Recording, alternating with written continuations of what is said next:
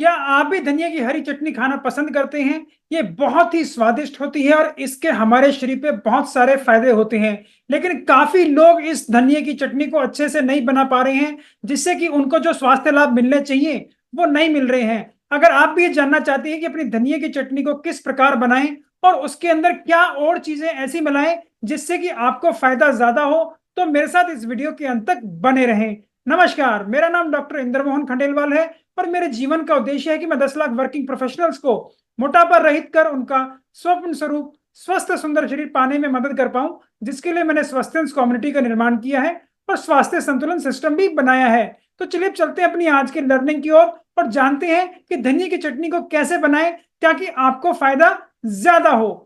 ज्यादातर लोग धनिया की चटनी में सिर्फ धनिया के पत्तों का इस्तेमाल करते हैं और उसके साथ जो छोटी सी स्टेम होती है जिसको हम डंठल भी बोलते हैं, हालांकि ये कोई बहुत ज्यादा बड़ी या मोटी नहीं होती, इसको हमेशा वो फेंक देते हैं। तो कृपया आपसे गुजारिश है कि हमेशा धनिया के साथ जो छोटा सा स्टेम होता है, इसका डंठल होता है, इसको इस्तेमाल करें, क्योंकि इसी के अंदर फाइबर की मात्रा सबसे ज्यादा है, जो कि आपके फायदे के लिए है और आपके शरीर में इतने सारे फायदे पहुंचाता है। आपकी शुगर को ये कंट्रोल करता है, आपके शरीर के अंदर कोलेस्ट्रॉल की मात्रा को ये कम करता है और लिपिड प्रोफाइल को भी बेहतर करता है।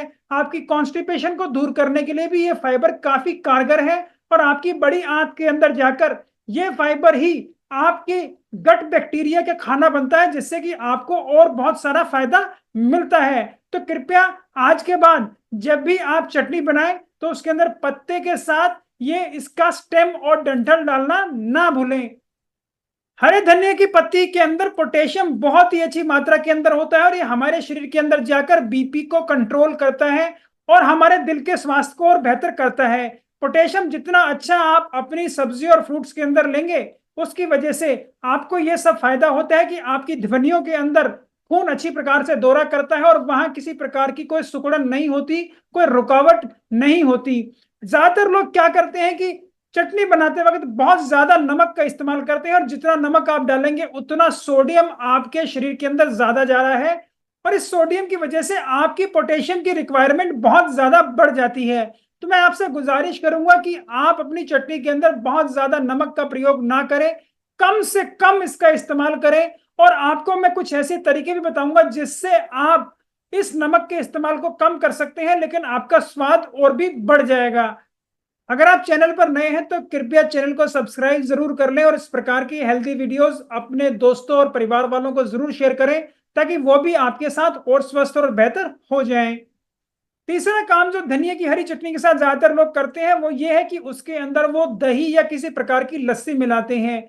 तो इससे भी आपको नुकसान होता है, क्योंकि जो आपको दही के साथ कैल्शियम मिल रहा है और इसके अंदर जो आयरन आपको मिलता है धनिया की पत्तियों के साथ, ये दोनों कंबाइन हो जाते हैं और आपके शरीर को किसी प्रकार का भी आयरन का बेनिफिट नहीं हो पाता। या हम ये कहें कि आयरन की अब्जॉर्प्शन आपके पेट में काफी कम हो जाती है इनको इकट्ठे लेने की वजह से। अगर आप इनको अलग अलग लेते हैं तो आपको फायदा ज्यादा होगा। और यही अगर आप अपने आयरन की अब्जॉर्प्शन अपनी आंत के अंदर बढ़ाना चाहते हैं तो इसका जो बेहतर उपाय है वो ये है कि अपनी हरी धनिया की चटनी के अंदर या तो कच्चे टमाटर डालें विटामिन सी के लिए, या उसके अंदर नींबू का प्रयोग करें, जिसकी वजह से अब आपको विटामिन सी भी अच्छी मात्रा के अंदर मिलेगा और आयरन की एब्जॉर्प्शन भी आपकी आंत में बढ़ जाएगी और आपको किसी प्रकार की खून की कमी भी नहीं होगी। काफी लोग अपनी चटनी के अंदर बहुत ज्यादा मिर्च मसाले डालते हैं और उससे भी उनके पेट के अंदर जलन, एसिडिटी और दूसरी तकलीफें होती हैं। यही मैं आपको बताना चाहता हूं कि कृपया अपनी मिर्च और दूसरे मसालों को इसमें ना डालें। इसके अंदर जो चीजें डालने से आपको फायदा ज्यादा होगा वो मैं बता रहा हूं।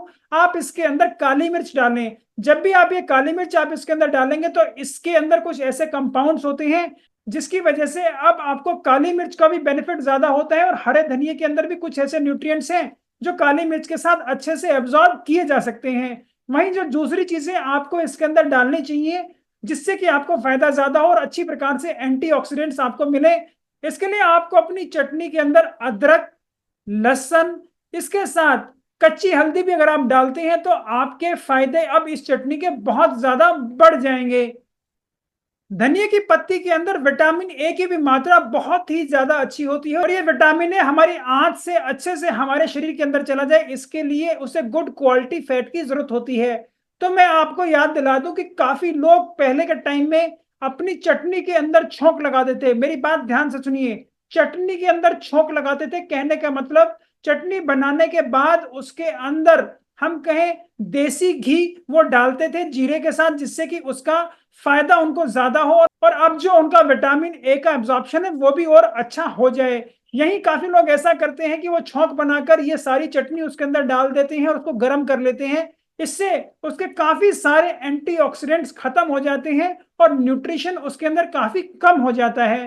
तो कृपया इस चीज को याद रखें कि घी को आप अलग से गर्म करके उसका छौंक बना के बाद में आप धनिया की चटनी में डालेंगे तो आपको फायदा ज्यादा होगा। और कुछ लोगों को जिनको एक टेंगी टेस्ट पसंद आता है कि उनके मुंह के अंदर जाते ही कैसे ही टंग के ऊपर जो वेरिएशन होता है स्वाद का वो आपको अच्छा लगता है, तो आप उसके अंदर सरसों का भी इस्तेमाल कर सकते हैं। सरसों आप थोड़ा सा उसको ग्राइंड करके आप इसके ऊपर डालें रॉ फॉर्म में, तो वो भी आपको बहुत ही बेहतरीन स्वाद देने वाला है। प्लस आपके शरीर को इतने सारे एडिशनल और बेनिफिट होने वाले हैं। तो कृपया अब से इस प्रकार से चटनी बनाएं और उसको खाएं ताकि आपको फायदा जबरदस्त हो। और इस चटनी का भी इस्तेमाल अगर आप अपनी सब्जियों के साथ, आप अपना जो भी राइस खा रहे हैं उसके साथ भी इस्तेमाल करते हैं तो आपको भरपूर फायदा होगा। इसको आप अपने सैलेड्स के साथ भी इस्तेमाल कर सकते हैं। और अगर आपको एक रिफ्रेशिंग ड्रिंक चाहिए तो आप एक सिंपल पानी के ग्लास के अंदर 2 चम्मच ये चटनी नींबू मिलाकर घोल कर पी जाएं, आपको इतना जबरदस्त टेस्ट आएगा, प्लस आपको इतना अच्छा रिफ्रेशमेंट मिलेगा। तो मैं उम्मीद करता हूं आप आज से ही अपनी धनिया की चटनी के अंदर ये बदलाव करेंगे और अपने शरीर को और स्वस्थ और बेहतर कर लेंगे। मैं उम्मीद करता हूं मेरी इस प्रकार की वीडियोस आपको पसंद आती होंगी। अगर आप उन्हें पसंद करते हैं उन्हें लाइक करें, शेयर करें, फॉरवर्ड करें। जिस भी प्लेटफॉर्म पर आप उन्हें देख रहे हैं, अगर आप उन्हें यूट्यूब पर देख रहे हैं तो कृपया मेरे चैनल को सब्सक्राइब भी कर लें और यूट्यूब नोटिफिकेशन जरूर दबा दें, जिससे मेरी नई आने वाली यूट्यूब वीडियो का नोटिफिकेशन आपको तुरंत प्राप्त हो जाए। आपकी वेट लॉस जर्नी में आप कहीं रुके हुए हैं, आपके कुछ क्वेश्चंस हैं, आपके कुछ सजेशंस हैं, आपको कहीं और क्लैरिटी चाहिए तो उनको भी आप कमेंट बॉक्स में भेज सकते हैं। मैं स्वयं उन्हें पढ़ता हूं, मैं तुरंत उनका जवाब दूंगा। और कुछ क्वेश्चंस के लिए ऐसा लगा कि उन्हें एक डिटेल विश्लेषण की जरूरत है तो उनके लिए एक नया वीडियो बनाकर भी जरूर प्रस्तुत करूंगा। नमस्कार, धन्यवाद, खुश रहें, स्वस्थ रहें।